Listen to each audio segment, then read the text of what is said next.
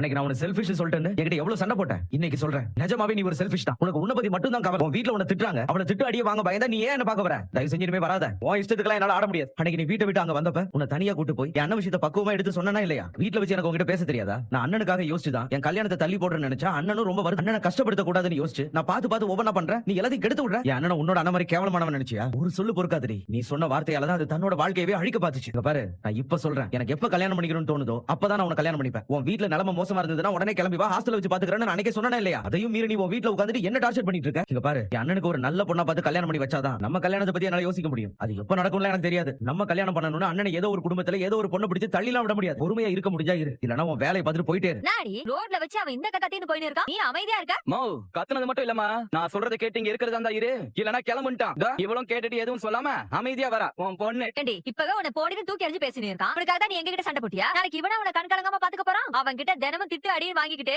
கேவலமான வாழ்க்கையை தான் வாழ போறேன். ஆனா உனக்கு இது வேணும் தாண்டி. நல்ல வாழ்க்கை அமைச்சு கொடுக்கணும்னு நாங்க பார்த்தோம் பாரு. நீ அதை மதிச்சாதானே நாய் வாழ நிமித்தமா முடியும். அவ கிடக்குறா விடுமா, எப்பனா போட்டோம். அது திருந்தாது சின்ன அந்த உடனே அண்ணனை பிடிச்ச அவ்வளவு கேள்விக்கு மேல கேள்வி கேட்டுக்கவே கூடாது. அதுலதான் அண்ணன் ரொம்ப அப்செட் ஆயிடுச்சு. என்னங்க பண்றது, எதுவும் சொல்லாம இருக்கவும் முடியல. எதுக்கு இப்படி அவசர அவசரமா முடிவு எடுக்கணும்? இதான் விஷயம்னு சொல்லிருந்தா நம்ம நிச்சயம் வரைக்கும் போயிருக்கவே மாட்டோம்ல. சரி விடுங்க, நாமளும் இதை பத்தி பேச வேணாம். அண்ணன் வந்ததுக்கு அப்புறம் இதை பத்தி யாருமே பேசாதீங்க. டேய், நீ ஏன்டா முகத்தை அப்படி வச்சிருக்க? இல்லண்ணே, அண்ணன் நினைச்சு கொஞ்சம் பயமா இருக்கு. அடுத்தடுத்து அண்ணனுக்கு எல்லாமே பாவே நடக்குதுண்ணே. நமக்கே இது கஷ்டமா இருக்கு. அண்ணன் நிலைமையை யோசிச்சு பாருங்க. எப்படி அண்ணன் இதுல இருந்து வெளில வர போகுதுன்னே தெரியல.